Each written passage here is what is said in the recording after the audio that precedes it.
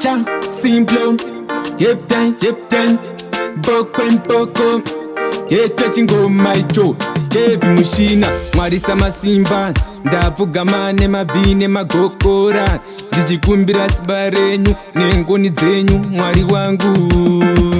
Ndine chichemo mwari wangu, chichemo changu chekushaya anondiriritira.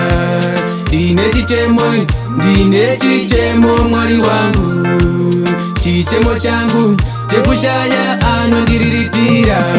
Ndirinderera isina anoiriritira, babo vangu vakaenda ndichiri mudiki. Mwari papa dai matofamba muchitondifudza, nekuti kuchema kwangu kwakanyanyisa. Kuchema kwangu kwakanyanyisa.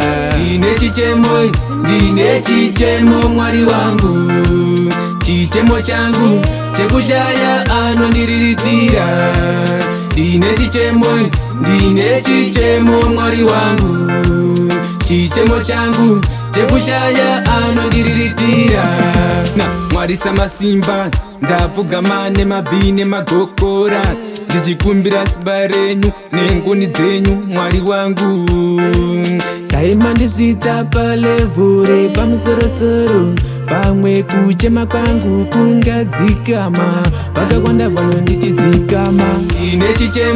Ndine chichemo mwari wangu, chichemo changu chekushaya anondiriritira. Ndine chichemo mwari wangu, chichemo changu chekushaya anondiriritira. Ndirinderera isina anoiriritira, babo vangu vakaenda ndichiri mudiki. Mwari papa dai matofamba muchitondifudza, nekuti kuchema kwangu kwakanyanyisa. Kuchema kwangu kwakanyanyisa. Ndine chichemo mwari wangu, chichemo changu chekushaya anondiriritira. Ndine chichemo mwari wangu, chichemo changu chekushaya anondiriritira. Na mwarisa masimba ndavuga nemabine magokora ndichikumbira siba renyu nengoni dzenyu mwari wangu.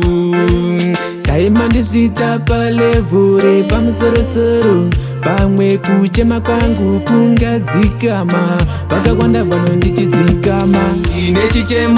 Ndine chichemo mwari wangu, chichemo changu chekushaya anondiriritira.